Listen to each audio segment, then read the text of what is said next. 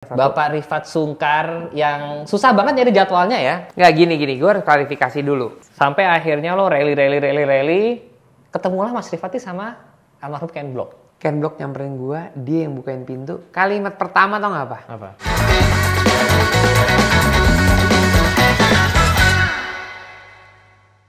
Halo semuanya, ketemu lagi sama Denny Bas di sini. Balik lagi di Ngaber sekarang bersama legenda pereli Indonesia, Om.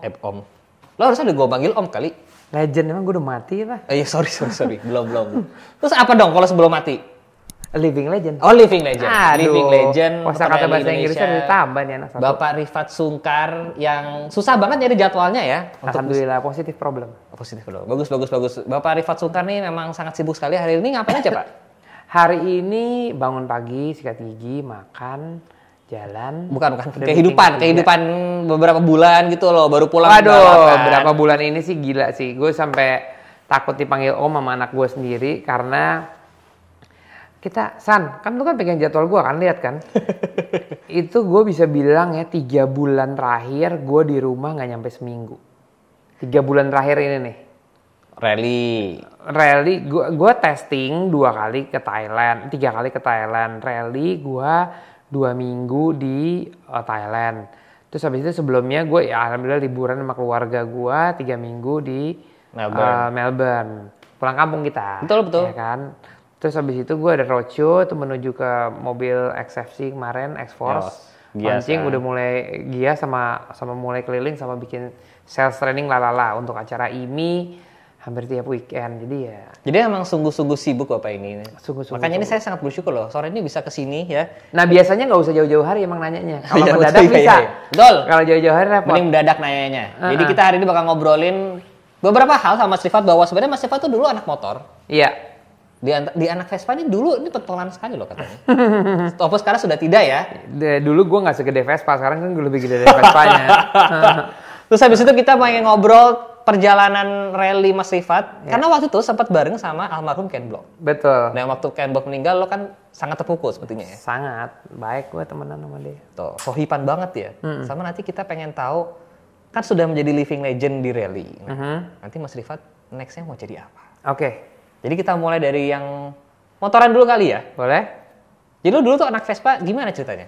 Nggak gini, gue harus klarifikasi dulu. Jadi gue tuh honestly ya, gue tuh main motor itu baru kuliah. Oke. Lalu ini yang di mana? Trisakti apa Diken? Di Trisakti. Jadi gue ada alasannya kenapa gue baru bisa muncul ke anak-anak motor di kuliah. Karena gini. Jadi waktu bapak gue SMA, bokap gue tuh pernah tabrakan motor. Lambretta sama Vespa tabrakan. Bokap gue koma hampir 2 bulan. Jadi dia tidak memperbolehkan kita naik motor. Lo dan sama Rizal sekali, gue sama Rizal. Jadi kita colong-colongan aja gitu. Nah barulah ke publish gue suka motor dikarenakan walaupun bapak gue nggak mengizinkan motor, dia tuh suka Vespa. Tetap, karena kan waktu tabrakan naik Vespa jadi tetap ada. Jadi pada saat itu kita punya Vespa 56, kita punya Vespa 52, terus punya Vespa 55. Hafal ya? Hafal lumayan, kalau Vespa lumayan bawaan. Terus ada satu Vespa yang kecil tapi agak aneh. Oh bukan Vespa, sorry. Rabbit namanya.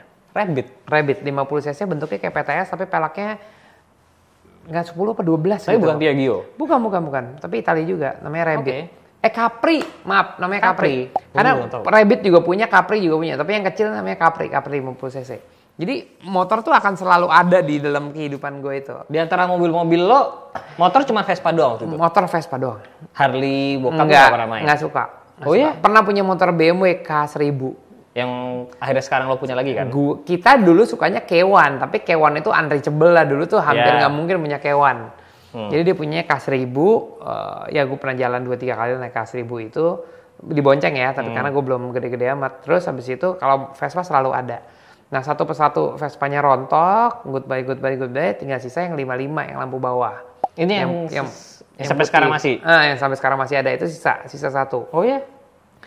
Nah, ketika gue suka motor, gue tuh emang begaulnya sama anak-anak yang emang suka Vespa. Iya. Gitu. Dan dari pertama kalau gue bawa 55, gimana pun juga itu motor nggak pernah ada zamannya, selalu zaman si lampu bawah itu. Selalu jarang dari zaman dulu pun. Jadi ya akhirnya sama Juju segala macam kita sering kongko dan suka pergi juga. Tapi walaupun perginya tuh nggak kayak sekarang. Kalau sekarang kan touring. Kalau dulu kan jalan tengah kota aja. Nah kemudian navigator gua Heru dia punya MK2 yang pakai laci belakang, GS MK. Mahal ya? Nah, dulu 12,5 juta. Masa? Iyo, GS? dia jual 12,5 juta. Sekarang by the way GS tuh harganya mungkin udah 200-300 kali ya? 300-an kali ya. Yeah. Wow. Gua jujur ya, gua jatuh cinta naikkan motor Vespa itu di GS. Di GS si MK2 itu ya, yang ada laci belakang. Iya. 160 cc, badannya gede, karena dari dulu ya kan badan gua gede. Terus motornya enak, gue inget banget kampanyenya SBY apa kampanyenya apa? Oh kita kampanye naik itu motor. Pokoknya gue bawa yang lampu bawah, si Heru bawa tuh GS, terus ada yang punya yang lucu gini, waktu zamannya gue tahu GS, gue tuh taunya GS tuh MK2, gue nggak tahu VS. Nggak tahu yang gue nggak tahu. Gue taunya GS itu sama GS1. Jadi ada kesalahan nih gue. Gue tahu MK2 sama GS1. Padahal kan GS kan VS1, VS2, 3, 4, 5. MK 1, 2. Tapi karena ini 2, yang ini 1. Gue pikir 2 ini doang nih. Jadi banyak. 1 ini, iya. But anyway, gue tidak pernah menikmati si VS. Gue suka banget naik itu MK. Terus lucu, setelah naik MK, udahlah, waktu berjalan, gue tetap jatuh cinta sama tuh MK. Jadi ada temen gue, Inoy. Nah, gue mau nyambung ke situ soalnya. Ini teman gue juga guys soalnya. Ini cerita yang paling konyol di dunia sih. Karena Mas Rifat itu pernah ngilangin kunci Vespa. Betul, sampai hari ini maaf ya Noy, sampai hari ini gue masih berutang sama lu beneran deh. Jadi itu cerita tapi ini geblek banget. Jadi rumah gue di Gatot Subroto, pacar gue dulu di Jatiwaringin. Ini Mbak. Nah, ya Mbak yang itulah pokoknya. Yang itu. Soalnya kalau itu bisa meledak, jadi jangan. Yang itulah pokoknya. Ya gitulah pokoknya. Jadi dari gue naik Vespa-nya Inoy karena dia GSMK, gue pinjem ya gitu. Iya ini semua masih original, kunci semua masih original, dah kan. Udahlah, jadi gue berangkat lah ke rumah pacar gue itu, ya kan. Sampai lah dari Gatot Subroto sampai ke Jatiwaringin. Ke Jatiwaringin loh. Parkir, iya lewat belakang nih, lewat Kalimalang. Kasablanka. Oke, Kasablanka terus doang, ya kan. Itu jam 7 malam, jam 7 sampai jam 8. Wah, sampai rumahnya. Pakai GS tuh. Pakai GSMK. Turun, ambil kuncinya nggak ada. Ini kunci kemana? Kuncinya lepas karena emang kunci Vespa zaman dulu kan dol. Kuncinya dol. Dan itu kuncinya cuma kunci stang ya. Kunci stang, kuncinya di atas pala. Gue inget banget kuncinya di atas kepala, di atasnya si speedometer. Yang di sini ya. Iya. Gak ada kuncinya. Gimana caranya kunci ini, Noy? Mati di gua. Udah itu, Noy. Maaf banget, Noy. Tapi gue bener-bener gak tahu kapan kuncinya mental. Lo nelfon Ino zaman dulu pakai apa berarti? Enggak, masih nelfon biasa. Ini tahun 2000. Belum ada HP kan? 7, 2008. Oh, udah ya?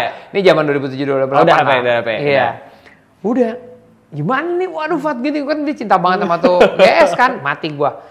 Ya udah akhirnya ketemulah, kita pulang ke rumah jam 11 malam, Inoy ke Gatot Subroto. Lewat mana tadi? Lewat Kasablanka. Oh gitu ya, udah gitu. Bawa 2 atau 3 orang, lu bisa bayangin nggak? Gue nyari pakai senter dari Gatot Subroto sampai Jatiwaringin. Gila nggak lu? Gue pernah nyari kunci GS pakai senter. Gila. Sampai jam berapa? Jam 1:30 apa?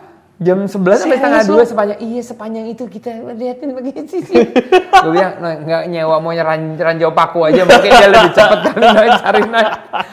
Ya udah. Dan itu nggak ketemu kan sampai sekarang? Nggak ketemu kuncinya. Tapi motor masih bisa nyala lagi? Nyala. Oh iya, karena motornya kan sebenarnya nggak butuh kontak ya? Nggak perlu. Iya, cuma kan ya Allah. Jadi sampai sekarang lo masih hutang sama Inoy? 1 buah kunci GS MK2. Yang gue nggak tahu kapan gue hilangin nih.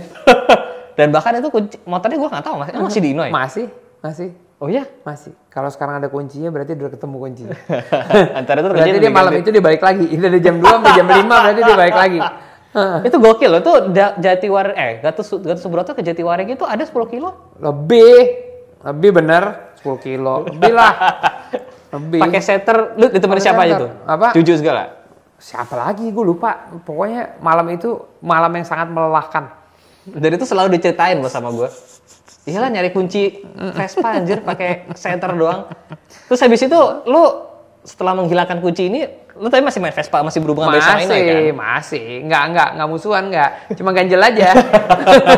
Ganjel aja, gitu. Iya. Itu, ini kan Vespanya Ino ya berarti kan? Iya. Terus lo bilang lo suka VGS MK2. Kesampean nggak beli MK2? Sampai hari ini nggak kesampean. Lah kemarin kan bukannya beli Vespa apa tuh? Kongo. Oh tuh Vespa Kongo. Iya, jadi gini. Gue tahu badan gue tuh gede. Jadi gue tuh nggak suka Vespa yang bannya kecil. Karena gue kayak beruang naik motor. Kalau misalnya pakai motornya kecil. Jadi kalau lo small frame kan pasti bannya gede. Tapi kan nggak lucu gue pakai small frame kan. Jadi gue harus pakai frame yang gede. Tapi frame yang gede, bannya gede kan nggak banyak. Cuma ada Kongo sama GS kan. Yang atau yang baru-baru gitu. Jadi karena gue sangat suka Vespa. Vespa yang punya cerita di Indonesia tuh menurut gue tuh Kongo. Karena Kongo tuh bermakna gitu loh. Betul. Untuk apa sejarah Vespa Indonesia tuh cukup bermakna. Dan di Kongo itu bisa gue nikmatin. Vespanya tinggi, rodanya gede, tenaganya enak, jadi all round aja produknya. Makanya lo beli itu. Makanya gue belinya Kongo. Masih ada emang? Masih. Jadi sekarang Vespa di rumah ada apa aja? Kongo sama si Vespa yang tua ya. Kongo 55, PTS buat sisi. Terus anniversary 70, anniversary 75. Dior lo ngambil gak sih? Enggak, gue nggak suka 946. Nggak suka sama harganya. Oh iya betul. Saya juga sih. Dan cc-nya juga agak kecil ya. Betul. Gitu. Dan semoga GTV, semoga. GTV belum? Belum, tapi semoga. Karena 300 cc, gue badan gede gue belum punya. 300 HPS tuh gue suka banget. HPE apa HPS ya namanya? Engine-nya. Gak hafal gue. Iya, pokoknya 300 cc kan? 300 cc itu oke banget. Karena gue dari dulu emang suka cerita Vespa balap gitu. Tapi kan gue nggak tertarik untuk balapan naik Vespa. Iya. Jangan Jangan Vespa sih kan menurut punya gue sejarah. ya. Jangan ya menurut gue ya. Kayak agak kebanting motornya. Agak jangan, iya. Mungkin harus ganti ban 18 baru. Gede motornya jadi anjir. Terus apa namanya Vespa si yang dari almarhum bokap? Iya. Itu dulu beli dari siapa? Kalau ingat dulu ceritanya gimana? Ingat, jadi bokap gue itu beli tahun 90, mungkin tahunnya gue salah ya, antara 93 apa 95 gitu lah. Dia beli dari guru di Jogja. Gurunya itu punya dari baru motornya. Motornya dapat warna hitam, motornya udah warna hitam tapi BPKB aslinya warna putih. Jadi waktu bokap gue beli, dirubah lah sesuai dengan BPKB aslinya. Jadi tangan kedua, bokap gue tangan ketiga. Wow. Nah dia tuh saking sayang sama nih motor, dulu kan bokap gue kan event organizer. Jadi nih motor selalu taruh di atas lemari. Di tangga masuk. Jadi ada tangga masuk, di tangga masuk tuh lemari. Ditaruhnya di atas lemarinya. Jadi motor basically gak pernah dipakai. Gue cuma punya pakai 2-3 kali lah. Gitu. Nah dan itu motor ada di kita sampai tahun 2000 mungkin 16 kali gitu ya kalau nggak salah. Oh sempat hilang tuh? Sempat keluar maksudnya? Sempat hilang. Jadi bokap gue sakit ya somehow kita perlu. Akhirnya dijual lah ke teman baiknya dia di Bali. Dengan harga 120 juta di tahun 2016. Motor itu surat-suratnya lengkap, komplit semua, esek-esek segala macam beres. Nah teman bokap gue ini adalah orang yang suka sosial gitu. Jadi dia suka ke pura, terus bokap gue tuh tangannya enteng banget buat ngebantu orang. Tapi kalau di Bali selalu sama Pak Agung ini. Udah. Jadi Vespanya dengan berat hati kita hilangin tuh, maksudnya kasih ke Pak Agung 120 juta. Udah. Terus bokap gue meninggal tahun 24 November tahun 2021. Ya kan, 2021. 2021 apa 2020 ya? 2021. 2021 ya, 2021. Udah. Ketika bokap gue meninggal, pokoknya di Februari itu adalah ulang tahun pernikahan bokap nyokap gue 24 Februari. Jadi gue datang ke kuburan bokap gue tanggal 24 Februari. Jadi berapa bulan setelah bokap gue meninggal dah. Gue sekeluarga. Tanggal 25 Februari pagi adik gue ditelepon sama Pak Agung yang punya Vespa. Lo tau gak? Segitu cintanya nih. Pak Agung bilang, tadi malam gue dimimpin sama bapak lo. Dia sepertinya mau Vespanya balik ke kalian. Oh ya? Iya. Oke. Terus Rizal telepon gue, gimana? Mau apa enggak? Iya mau. Tapi harganya berapa gini hari? Tahun 2021 dong. 2022 dong berarti. Kan lagi digoreng-goreng atau Iya lagi goreng-goreng ada 700 juta lah, 800 juta lah. Ya dia bilang, ya emang Vespa ini kemarin ada orang yang tawar 450 atau 500 gitu. Gue bilang ya kalau gitu enggak. Oh dia bilang enggak. Balikin aja duit gue 7 tahun yang lalu. Oh ya? Anggap aja bokap lu nitip sama kita, sama gue. Kirim uang buat ngirim 5 juta, jadi gue balikin duitnya 125 juta. Luar biasa. Kejadian dalam hidup gue sendiri. Itu gue nangis. Iya. Telepon gue nangis. Karena beneran bokap gue mau balik ke kita tuh Vespa. Pak Agung bilang nggak buat dijual kan? Pasti enggak. Ya udah, kembaliin uang saya yang 7 tahun yang lalu. Anggap aja bapak kamu nitip sama saya. Wow. Ih, merinding gue. Kan merinding kan? Wah, gue kalau ceritain ini berkali-kali gue nangis. Kayaknya gue mau nangis lagi. Wow. Itu kejadian bener. Jadi kalau bilang berapa cinta gue sama dia, gue cintanya minta ampun. Ya. Gitu kan orang attach dengan beauty-nya, dengan apa, tapi gue punya soul sama dia. Sama nih barang gue punya soul. Karena gue akan melihat bapak gue di benda itu kan, kurang lebih gitu kan. Yang paling serunya lagi adalah kemarin dari Jakarta, sekarang motornya lagi di restore. Gue bilang, ke teman gue, dan dia udah nonton video gue, video Vespa gue itu di YouTube. Bilang, ya udah, ini restore motornya supaya bagus ini. Teman-teman gue nih, semuanya sama. Jangan dicat. Bapak lu mau Vespanya balik kan? Biarin waktu bapak lu ninggalin lu gimana. Kita benerin aja kaki-kakinya segala macam. Vespanya bagus, jelek, terserah. Tapi lu naikin yang ditinggalin sama bapak lu. Jadi udah ente nggak sempurna badannya, nggak sebagus itu. Tapi ya udah itu yang gue mau. Keren. Keren kan? Ada cerita, ada Vespa ada, ya? Iya, ada cerita. Semua Vespa punya cerita. Jadi sekarang tuh motor masih di bengkel? Masih ada di bengkel teman gue di Kalibata. Apakah akan dipakai? Nanti tanggal berapa ya? Kita mau janjian, tanggal 16 mau janjian naik Vespa 50-an. Jadi geng Vespa 50 mau keluar. Itu pertama kalinya bakal gue pakai. Pertama kali sejak gue pegang tuh motor balik. Ih, keren ya ceritanya ya? Keren ya? Keren. Keren ya? Ngomong-ngomong soal Vespa dan almarhum bokap nih yang menceburkan lo ke rally nggak sih mas? Enggak, bokap gue itu sebetulnya bukan rally. Itu yang banyak orang nggak tahu. Sebenarnya nyokap ya? Sebetulnya nyokap. Bokap gue itu adalah event organizer-nya rally. Bokap gue emang ikut rally juga dulu, tapi sebagai navigator, bukan sebagai driver. Gitu. Jadi kalau ngomongin siapa yang nyeburin, gue rasa sih emang ya transit the blood aja gitu. Nyokap gue mensupport sekali, kakek gue, om-om gue semua support. Tapi bokap gue mengajarkan gue banyak hal lah gitu mengenai si sistem olahraga ini seperti apa, industrinya kayak apa. Kayak satu contoh, ya kan dulu gue nggak punya apa-apa ya, jadi gue bilang, Pak tolong sponsorin dong kalau misalnya lagi rally atau ya senggangannya pendaftaran nggak usah bayar, bilang gitu. Oh dia bilang, oh iya nggak apa-apa. Tapi kalau menang duitnya juga nggak dikasih. Gitu. Iya kan? Yeah. Jadi dia selalu bilang antara profesionalisme sama sportivitas tuh harus balance gitu. Jangan lu mentang-mentang anaknya Helmi Stungkar terus udah dapat privilege, nggak ada. Ketika berkompetisi lu semuanya sama. Dan yang gua happy adalah ternyata gue punya skill yang gue menang terus di acara bokap gua. Yang akhirnya membuat persepsi orang.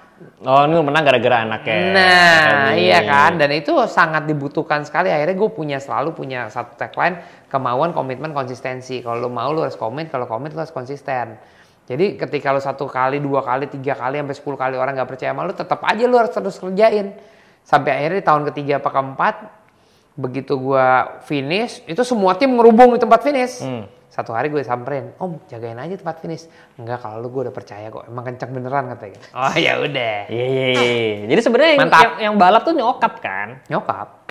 Jadi itu actually driver, bukan navigator ya, memang actually driver. Iya. Oh. Nyokap gue. Makanya nyokap lo ngelihat anak lo rally itu nggak deg-degan gitu ya? Biasa aja. Ya, biasanya kan nenek-nenek lainnya ngeliat biasa aja. Biasa aja kalau itu. Wow, sampai akhirnya Mas Rifat udah memenangkan, nggak tahu piala di rumah lo udah berapa? Terakhir gua hitung itu udah lama banget sih. Dulu ya tahun 2012, 2013 itu terakhir gua ngitung 380-an. Ada tuh semua? Udah nggak ada. Yang jelek-jelek udah nggak ada. Ceritanya. Tapi 380 tuh debatnya dari lo umur berapa tuh? Umur 15, 16. Oh lo tuh pertama kali balap 15-an dah? Iya, gue tahun pertama kali balap tuh go-kart tahun 95. 95 berarti 16-an tahun lah gue. Gue terakhir 78. Itu udah menang 17? Enggak.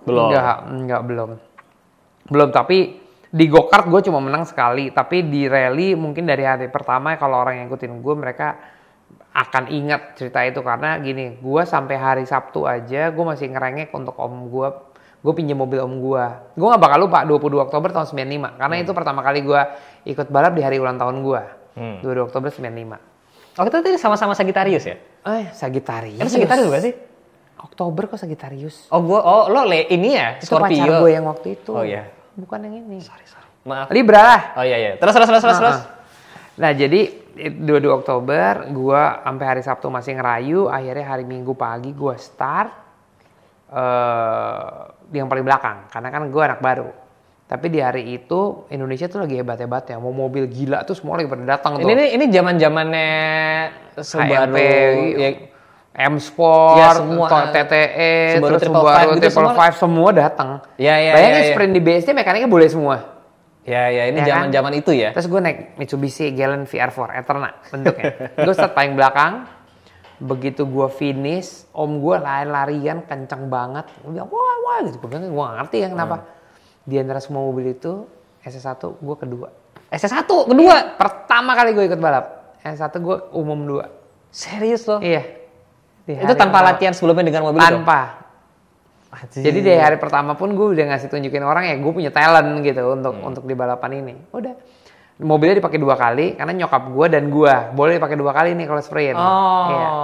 SS2 nyokap gue start nabrak batu, bannya copot. Jadi gue nggak start SS2.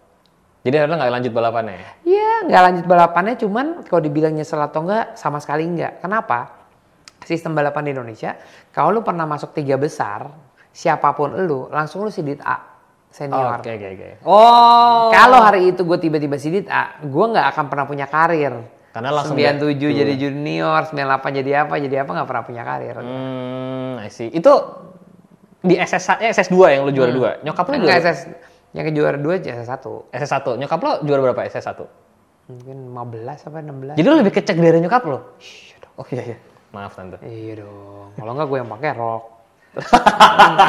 Sebel banget. Terus kata nyokap lo apa? Iya seneng banget lah nyokap gue. Seneng banget. Gila. Happy iyalah. Itu apakah makanya kenapa lo sama Mitsubishi sampai sekarang? Kayaknya begitu. Emang? Karena Mitsubishi sebenarnya honestly speaking ya. Emang gue pakai mobilnya dari awal kali gue balapan sampai hari ini gue pakai Mitsubishi. Gue ada Subaru juga di tengah-tengah gitu. Pernah ya? Pernah. Bahkan gue pernah jadi tim Asia Pasifik Subaru. Like registered contracted driver Subaru. Kayak sekarang sama Rally Art. Iya. Tapi emang gue tidak pernah menjiwai mobilnya. Kalau Evo gue hafal mati dah pokoknya. Segalanya tentang Evo. Kayaknya Mas Rifati tahu semua Evo yang beredar di Indonesia deh. Harusnya. Nah, lo tahu pokoknya waktu itu lagi di mana sih kita? Kayak lagi di Buna deh. Ada Evo 3 lewat gitu, ada itu palsu tuh gitu. Iya lah. Dia bisa langsung bedain gitu asli palsunya. Beda. Bawa bensinnya beda. Luar biasa. Makanya sampai sekarang Mitsubishi tuh. Mitsubishi. Dari awal VR4 ya? VR4 Eterna. Segede bak mandi, gede banget mobilnya. Gokil. Itu tuh angkatan yang ada AMG-nya ya? Iya, ya kalau AMG sebetulnya di Indonesia mereka nggak bayar lisensi AMG, jadi namanya jadi Le Mans. Tapi ada tuh ya? Ada di luar negeri. AMG. Mitsubishi Eterna, Galant AMG. Di Indonesia namanya bukan Galant, namanya Eterna. Nah, Eterna yang AMG namanya Eterna Le Mans. Itu ada ya aslinya? Ya? Ada, cuma ada 40 mobil. Pernah megang lo? Pernah. Tapi Le Mans itu nggak body kit. Le Mans itu performance package untuk mesin. Mesinnya tuh seingat gue lebih gede 15 HP Pak. Oh ya? Jadi cam. Oh tapi kaki-kaki enggak? Kaki-kakinya enggak. Oh iya. Mitsubishi Eterna Le Mans. Sampai akhirnya lo rally. Ketemulah Mas Rifati sama almarhum Ken Block. Iya betul. Itu rally WRC ya?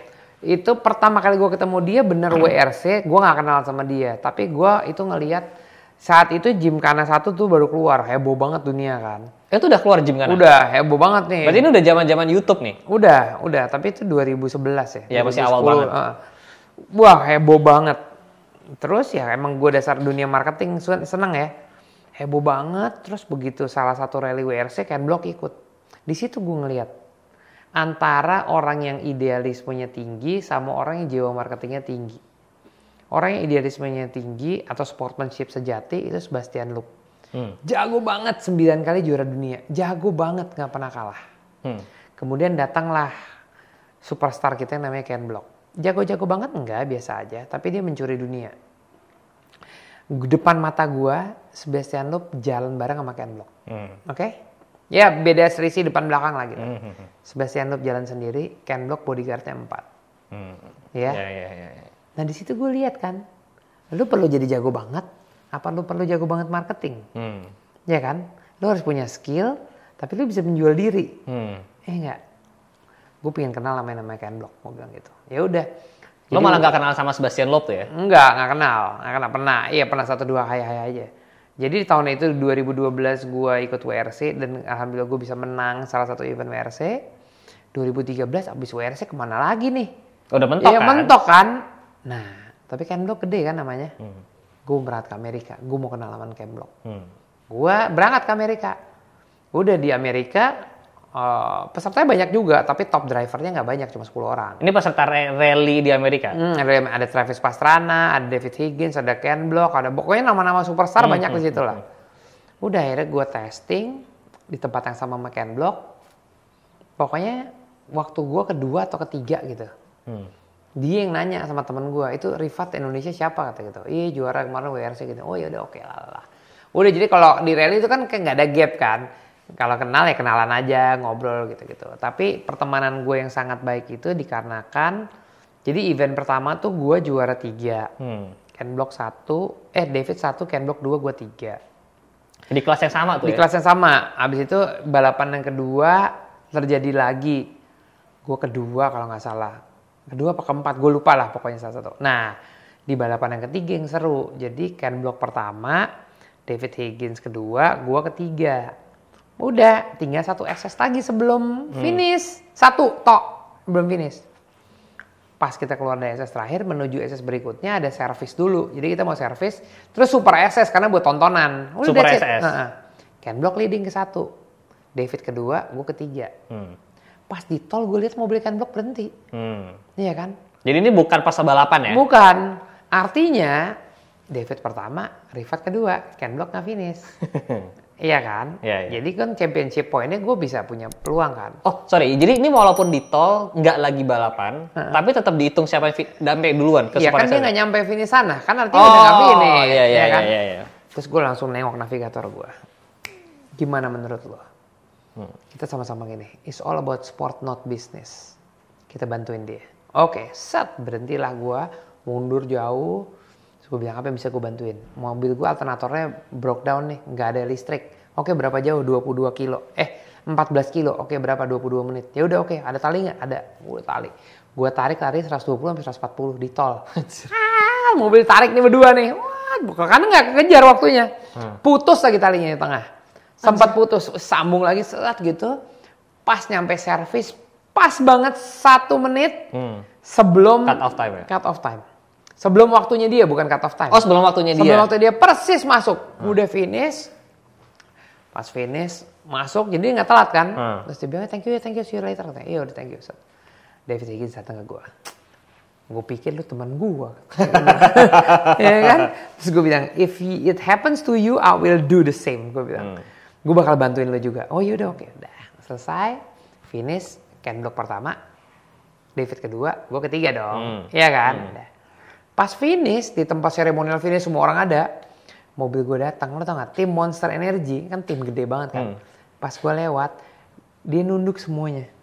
Bilang terima kasih sama gue, terus tepuk tangan, sampai ujung berhenti, Ken Block nyamperin gue, dia yang bukain pintu. Kalimat pertama tau gak apa? Apa? Boleh gak gue minta foto sama lo? Hah! Gue bilang, berhasil ya, pernah gue, ya kan? Gue gak pernah minta foto sama dia. Tapi dia pernah minta foto sama gue, ya kan? Tapi gue bilang gitu, boleh. Tapi boleh gak lo pegang bendera Indonesia? Soalnya gue datang jauh banget dari sini buat ketemu sama lo. Ya oke, siap, yaudah. Akhirnya kita foto, Ken Block sama gue pakai bendera Indonesia merah putih. Oh ya? Jadi intinya begitu lo finish, juara 2 sama juara 3 buat gue gak ada bedanya. Iya. Tapi dramanya, valuasinya ratusan kali lebih hebat. Yang sampai hari ini lo kenal. Gue lupa gue juara 2 di mana aja. Ya, tapi gue ingat gue bantuin Ken Block. Iya kan, mungkin di sana pun dia masih ingat gue bantuin gue. Lo berasa emang Mas Rifat itu bukan cuma pembalap, emang lo juga sebenarnya jago banget marketing ya? Iyalah. Nah dari hari itu gue dekat sama keluarganya. Jadi kita ya ini bareng lah, apa namanya, makan bareng. Terus gue selalu ada di karavannya dia, satu pesawat selalu bareng. Tapi habis itu lo udah kenal, ngobrol. Kenal ya, ngobrol. Setiap tahun lo masih ketemu apa gimana? Iya, abis itu masih ketemu 1-2 kali lagi lah.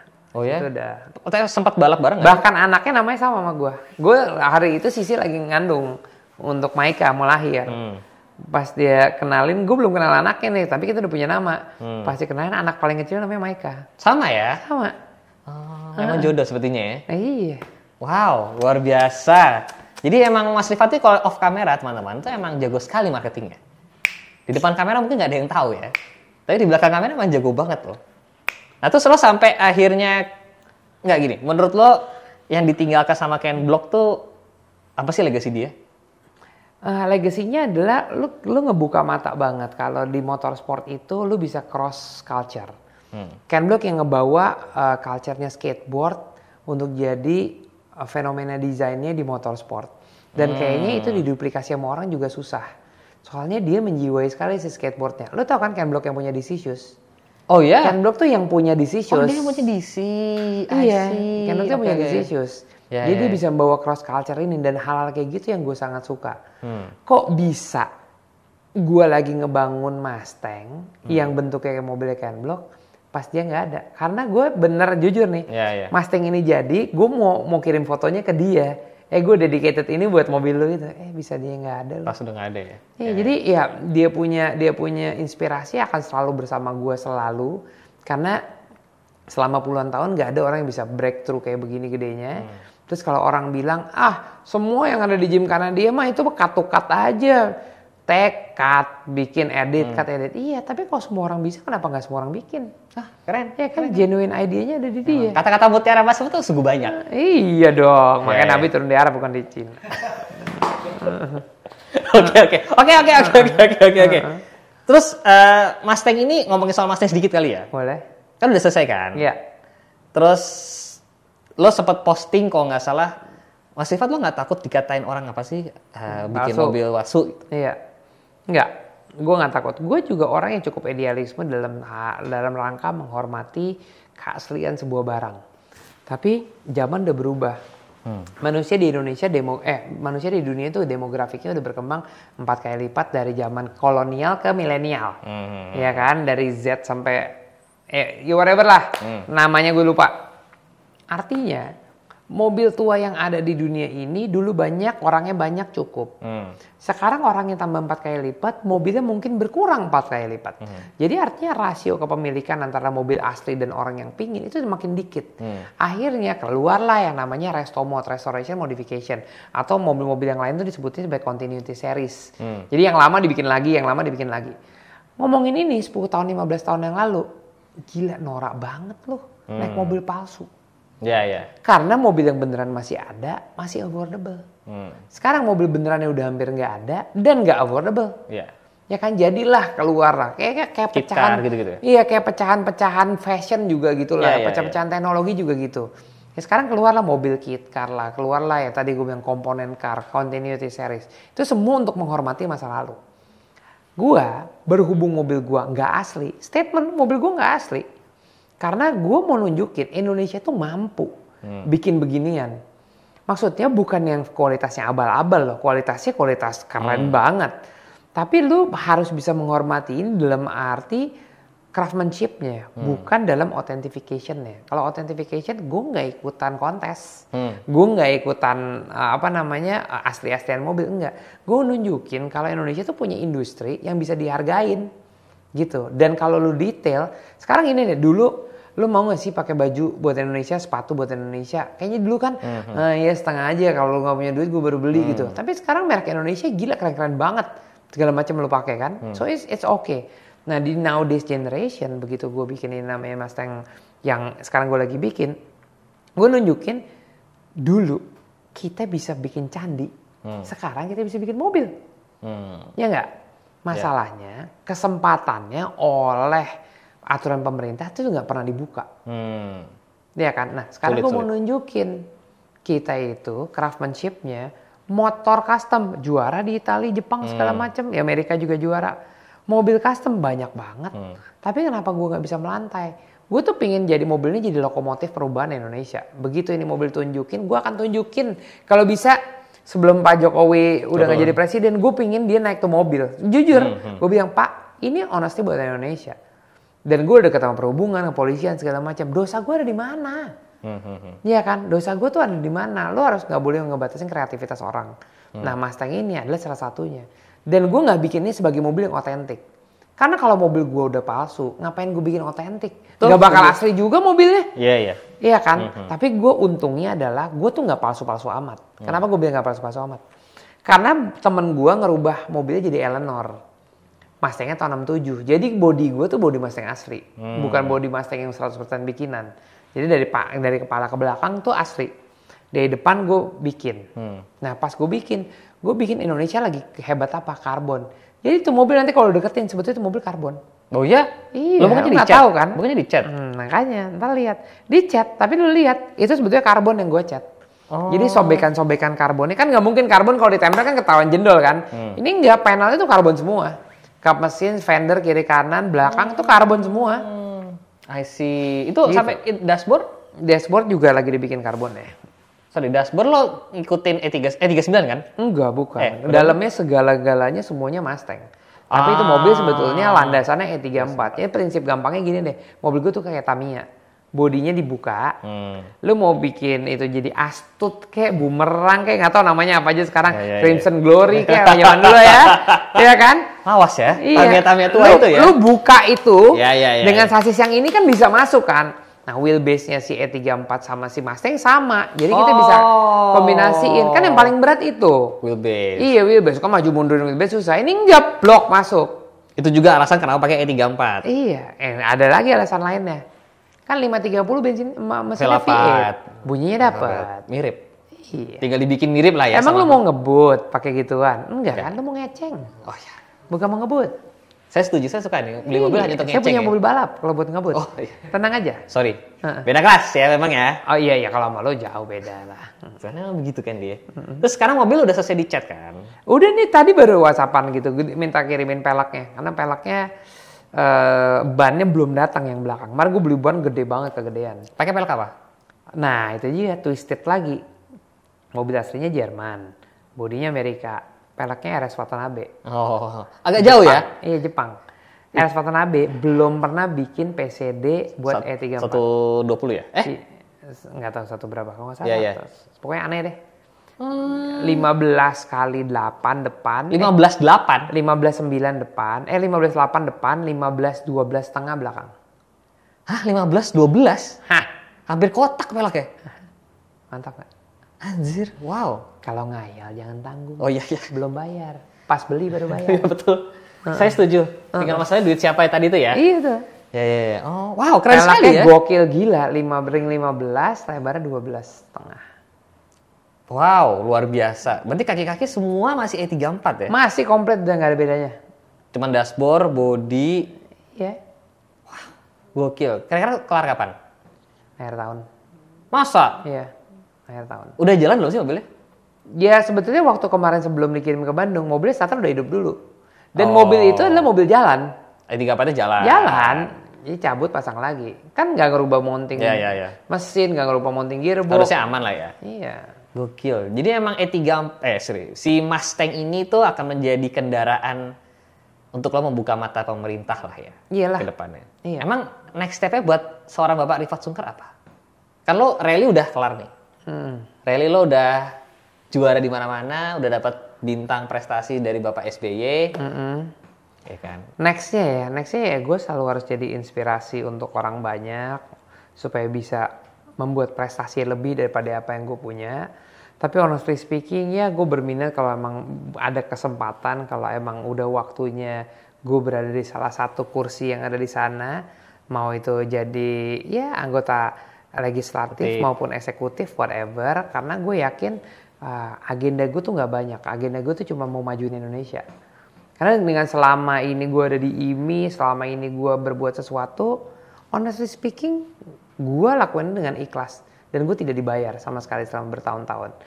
Malah ngeluar modal ya buat bikin Mustang ini ya? Iya, malah keluar modal. Iya. Cuman gue tahu impact-nya tuh bakal gede karena yang mau ngelakuin itu nggak banyak.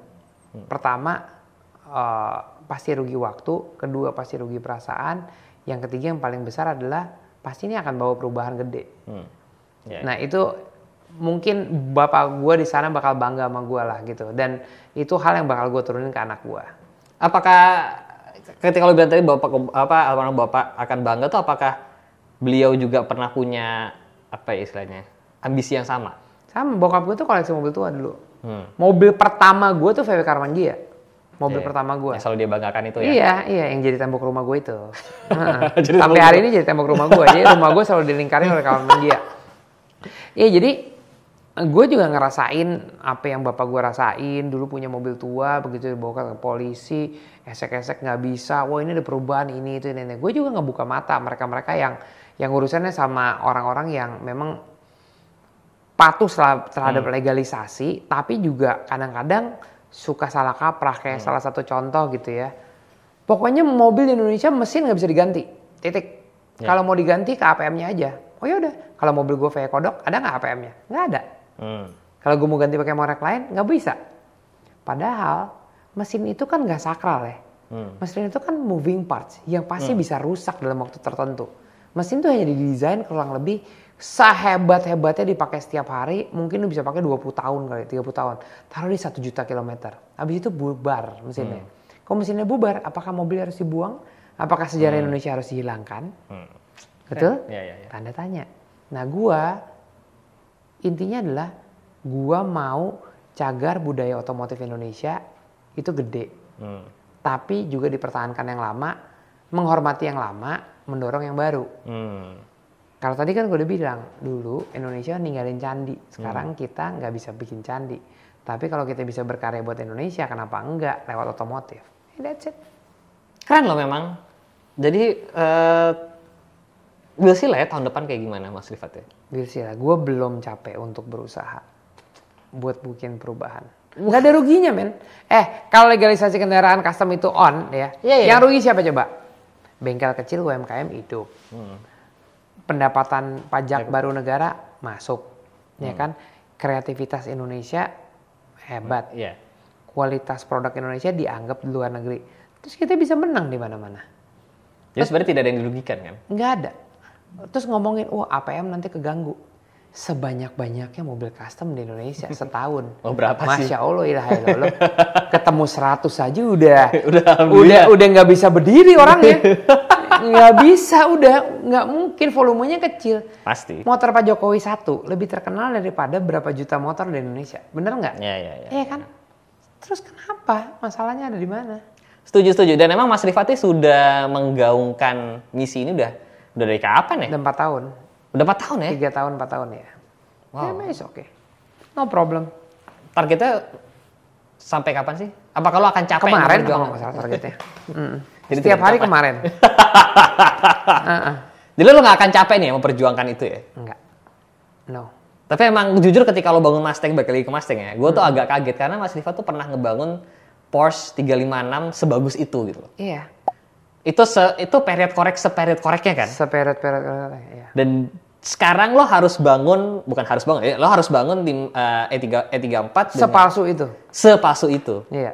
Terus gue kalau teman-teman kayak siapa tuh mungkin nggak akan mau ngelakuin tuh. Iya, nggak akan. Terus tiba-tiba lo ngelakuin itu tuh. Gue bilang juga sama mereka. Satu pertanyaan gue. Lagu kesukaan lo apa? Iya. Lagu kesukaan lo, Boyz II Men deh. Iya kan? Tahu nggak lo Boyz II Men? Tahu nggak? Zaman sekarang apa deh lagu kesukaan lo? Coba sebut satu lagu lo. Sini. Tulus. Ya udah Tulus deh. Ya kan? Tulus. Iya. Tapi begitu hati lu lagi berantakan, kadang-kadang lu suka Metallica juga.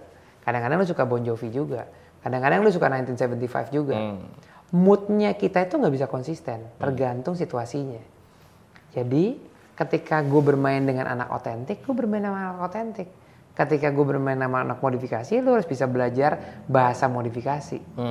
Dan lu jangan tutup-tutupin kepalsuan lu dengan sebuah iming-iming yang ini asli. Enggak. Ini namanya resto mod. Ini ada genre baru. 15 tahun, tadi gue baru ngomong di mana vlog yang sebelumnya. 15 tahun yang lalu di dunia ini ada nggak jabatan social media manager? Ada nggak? Ya, nggak ada. Nggak ada. Nggak ada. Fiktif itu barang. Sekarang lu bisa hidup dan menjadi social media manager. Dulu nggak ada namanya restomod. Karena orang mengesampingkan restomod. Dulu nggak ada Gojek, adanya ojek. Sekarang dunia udah berubah. Ya itu yang lagi terjadi gitu. Orang yang sukses itu bukan orang yang paling pintar, tapi orang yang paling bisa mengikuti waktu. Luar biasa. Luar biasa untuk penutup sebuah vlog hari ini ya. Terima kasih banyak lah Mas Rifat. Sama-sama atas banyak kata-kata mutiaranya. Oh, nggak ada masalah itu. Ya, semoga misi customannya itu berhasil ya. Oh iya dong. Selama teman-teman kayak lo semuanya membantu gue sih, insya Allah dorongannya makin kencang. Amin. Karena memang tuh akan sangat membantu banyak sekali bengkel-bengkel. Mungkin kalau di kita anak motor custom gitu ya. Ya Vespa gitu kan. Mungkin ada Mas Herod yang sedang memperjuangkan elektrifikasi. Oh iya Herod, gue bareng sama Herod. Gue ngomong sama Herod juga. Misi gue tuh nggak banyak lah. Misi gue itu sebetulnya realistis. Mobil dan motor yang sekarang gede. 100 tahun yang lalu bikinnya di garasi. Kalau ini dikasih kesempatan, mungkin sekian puluh tahun lagi sebetulnya Indonesia bisa punya merek motor sendiri. Sekarang udah mulai banyak kan. Tapi yang bertahan kan akan kelihatan 10 atau 15 tahun lagi. Ya at least kesempatan dikasih. Luar biasa. Ya itu yang gue perjuangkan. Keren. Sukses Mas buat nanti rally berikutnya. Terima kasih. Terima kasih. Kalian jangan lupa follow Mas Rifat, jangan lupa di subscribe channel YouTube-nya. Terima kasih sudah menonton. Saya Jalan. See you next video guys. Bye bye. Bye.